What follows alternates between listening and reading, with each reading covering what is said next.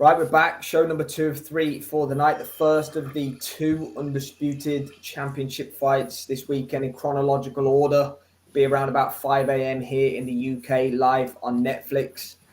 Canelo versus Crawford is here. We didn't think we would get it on this channel for a while. We are getting it. Terence Crawford going up to 168 pounds. Can he dethrone Canelo? Is he going to protect Izzo? We've all gone back and forth on the result. I've changed my mind 5 or 6 times. I've been thereabouts, I think, for the last month or so. But hit me up, guys. We'll get into the predictions first. But Canelo Crawford is, 3 days out now? Where are we at with it? I'll let you go first, Liam. Excited now, mate. I mean, when it was first made, I think all 3 of us were skeptical. All 3 of us probably weren't. Yeah, I said it never happened. Hi, Luca. Fully excited by the matchup. I don't think that's, underselling it. But as it's got closer and you think about the fight more and you think about where the 2 boxers are in their careers, for me, it's built a fire and I'm very excited to see it. Look, Canelo arguably is starting to come down the other side of the mountain. Opponents that we expected him to finish 3 or 4 years ago, he's been going 12 rounds with. And Belanga's the prime example because he went 12 rounds with Canelo. Hamza Shiraz dominated in, 4 or 5 rounds a couple of months ago. Shiraz was like a hot knife through. But hi, Kyle. Hope you're well, lads. So, Thanks for joining us. All right, boys.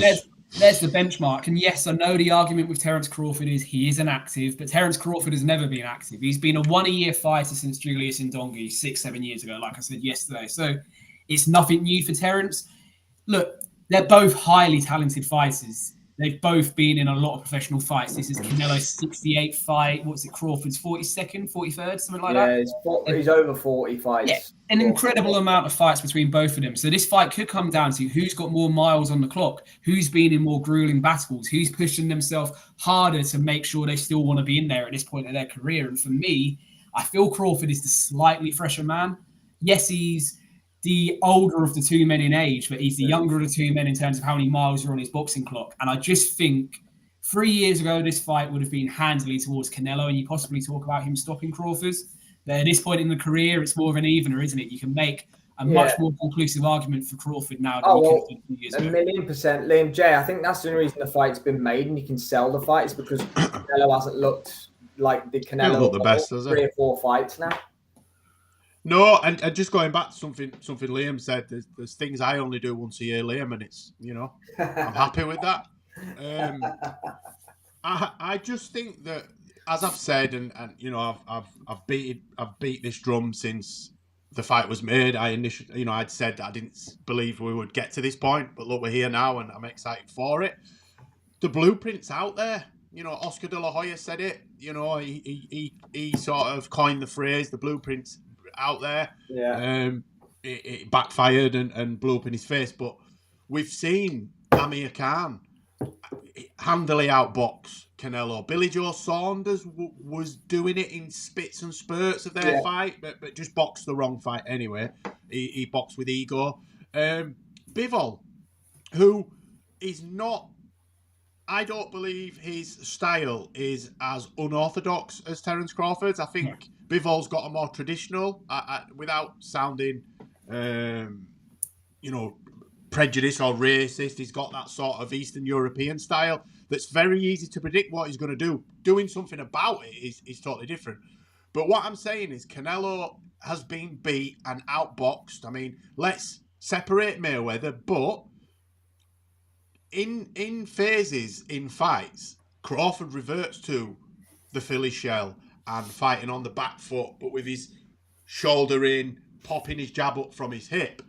I don't believe he'll be able to be as comfortable in the fight to do that for a majority of the fight, but I just believe he has all the tools to outbox Canelo, and if he doesn't choose to engage in close quarters, in range, then for me, that's the tools, that's the style that will take him to victory for me, and I'm edging towards Crawford just on.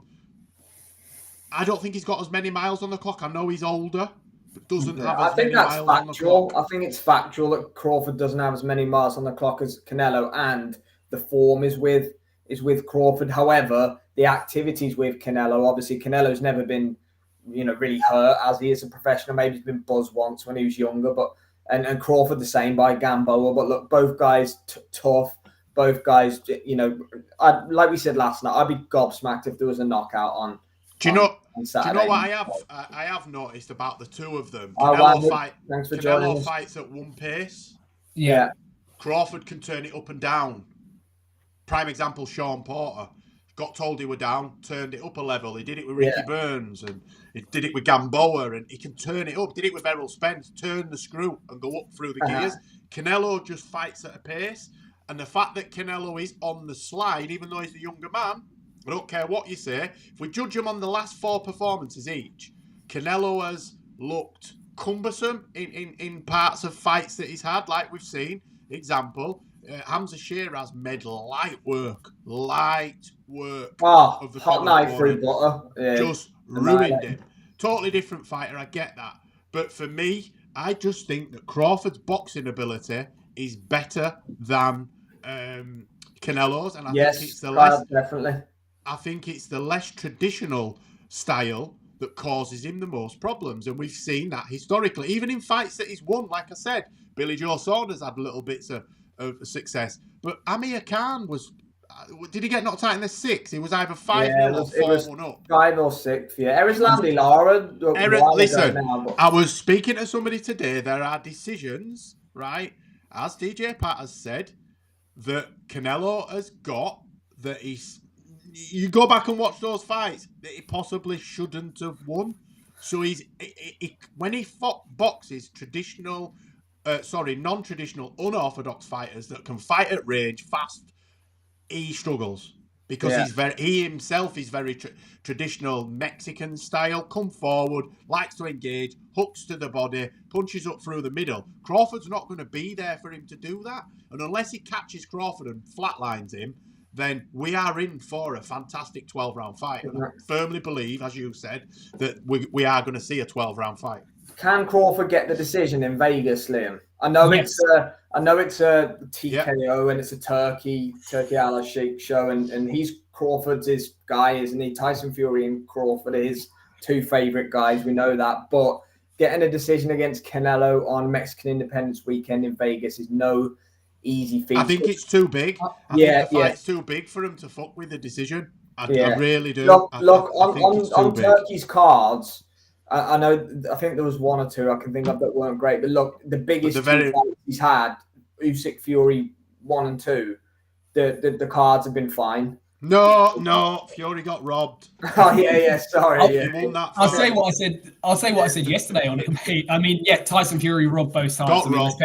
Peddle that narrative, but I said it yesterday, and I heard this on another boxing podcast. So, Bivol, Canelo, you listen to other boxing podcasts, wanker. Bivol Canelo was, on the eye, was a comfortable victory for Dimitri Bivol. But when you hear the scorecards, they're all 115, 113. If you look back at that fight, Bivol won comfortably 9, possibly 10 rounds. Didn't he get a draw on one of the cards against Mayweather?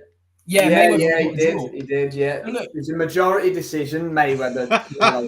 So what I'm saying is, look, even if Crawford needs to win 9-10 rounds to possibly even get a 115, 113, and we may pass comment on that on Sunday morning when we review it, but as long as the result goes Crawford's way, if he deserves it, then I think we'll just accept it. Look, like you say, Turkey's cards have never been a big talking point. I mean, the two really skeptical ones that comes to mind are Hamza Shiraz when he fought Adames and Mick Ball against Vargas. They're the 2 that really come to mind. Yeah, it was Hamza against Adames. Yeah, it was. Other than that, they've all been good. Look, Tyson Fury can say the war in Ukraine and the fact he's a bald man. There's nothing wrong with it, Joe, before you say anything. And all these things are the reason why Crawford's, the reason why won their fights. But the reality are the judges have been spot on Turkey cards.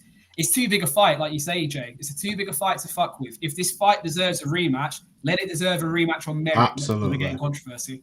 Yeah. It was weird, Kyle. I agree. They are all 115, 113 from all 3 of them. You don't get that very often. Yeah, look, it is. But go on then, boys. Where are we at? I've said it now, and look, I am doubting it a little bit. I think we're all kind of in the same place, which is weird because Terence Crawford is the underdog in this fight. But The narrative in the media and the narrative probably amongst us lot and everything 3-4 months ago is Canelo's too big, but we're all kind of like swinging back on the other pendulum now. So it's out there for me. I've picked Bud to win on points, but if you want my honest feeling, am I confident in my pick? Not really.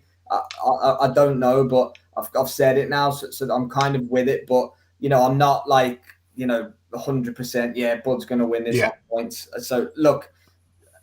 I do worry about whether he'll get the decision as well, but you'd like to think so, wouldn't you? But where are you boys at? 116, 112, Bud, across the board. 8-4. 8-4, yeah. Look, Sam, I'm in the same camp as you. I'm not confident in my pick. I can see both guys tonight, mate. I can see both guys winning the fight, if that makes sense. You can make an argument for both, and that's what top-end fights should be about. You can see a way for both of them winning. But no, I'm going to stick with a draw wouldn't shock me, A draw would not shock me. Check up for the winning scorecards, but then ring judges Canelo friendly from what I've seen. Yeah. Look, it's Canelo in Vegas. I don't care who's promoting the fight. It's Canelo Alvarez in Vegas. Yeah.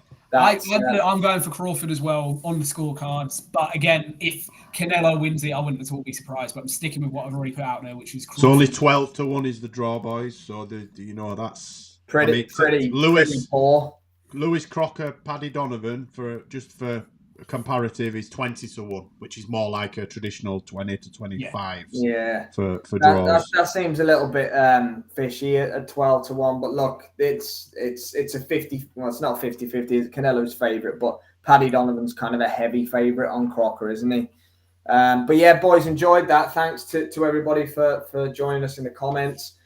We've got one more to go, another undisputed one in Japan, Inoue versus MJ. If you care to join us, we'll be back in 2.